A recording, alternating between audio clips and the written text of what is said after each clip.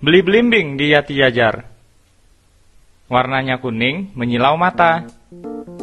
Ayo semangat, kita belajar demi menggapai cita-cita.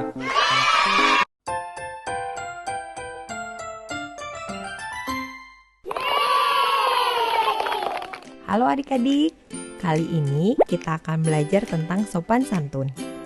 Kali ini kita akan cari tahu ada apa aja sih sopan santun di sekolah. 1. Menghormati guru. 2. Berbicara sopan kepada guru dan teman.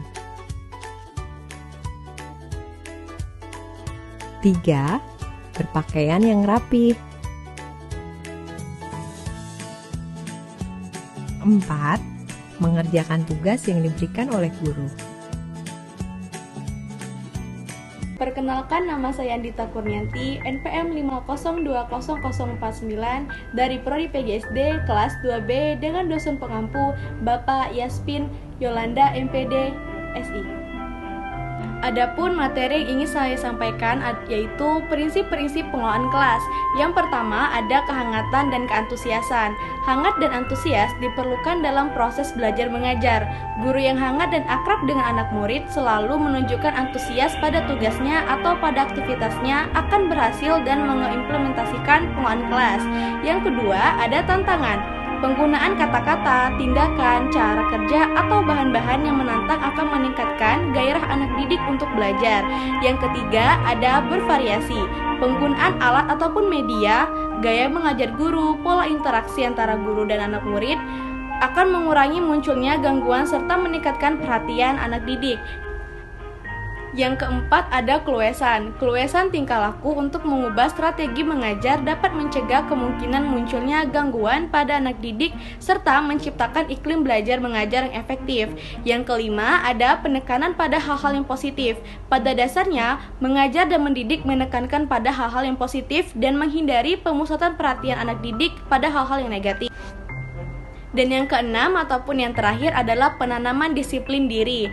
Tujuan akhir dari pengelolaan kelas adalah anak didik dapat mengembangkan disiplin diri sendiri. Karena itu, guru sebaiknya mendorong anak didik untuk melaksanakan disiplin diri dan menjadi teladan dalam pengendalian diri dan pelaksanaan tanggung jawab.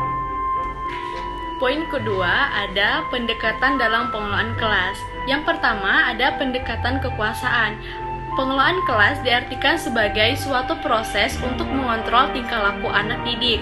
Peranan guru di sini adalah menciptakan dan mempertahankan situasi disiplin dalam kelas.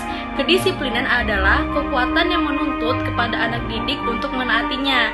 Di dalamnya ada kekuasaan dalam norma yang mengikat untuk ditaati anggota kelas. Yang kedua, ada pendekatan ancaman. Dari pendekatan ancaman atau intimidasi ini, memperoleh kelas adalah juga sebagai suatu proses untuk mengontrol tingkah laku anak didik dilakukan dengan cara memberikan ancaman, misalnya melarang, ejekan, sindiran, ataupun memaksa. Yang ketiga, ada pendekatan kebebasan.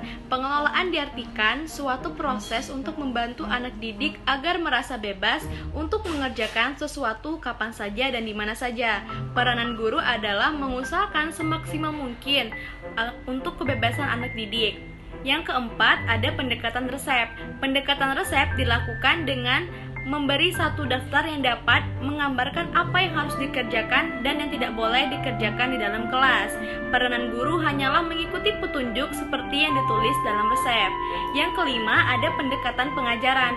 Pendekatan ini didasarkan pada suatu tanggapan bahwa dalam suatu perencanaan dan pelaksanaan akan mencegah munculnya masalah tingkah laku anak didik dan memecahkan masalah itu bila tidak bisa dicegah. Peranan guru adalah perencanaan dan mengimplementasikan pelajaran yang baik. Yang keenam adalah pendekatan perubahan tingkah laku. Sesuai dengan namanya, pengelolaan kelas diartikan sebagai suatu proses untuk mengubah tingkah laku anak didik. Peranan guru adalah mengembangkan tingkah laku anak didik yang baik dan mencegah tingkah laku anak didik yang kurang baik. Pendekatan yang ketujuh adalah pendekatan suasana emosi dan hubungan sosial. Suasana emosional dan hubungan sosial yang positif artinya ada hubungan yang baik antara guru dan siswa. Di sini guru adalah kunci terhadap pembentukan hubungan pribadi dan perannya adalah menciptakan hubungan pribadi yang sehat. Yang kedelapan adalah pengelolaan proses kelompok. Peranan guru adalah mengusahakan agar perkembangan dan pelaksanaan proses kelompok itu efektif. Proses kelompok adalah usaha guru untuk mengelompokkan anak didik ke dalam beberapa kelompok dengan berbagai pertimbangan individual sehingga tercipta kelas yang bergairah dalam belajar. Yang kesembilan ada pendekatan elektis.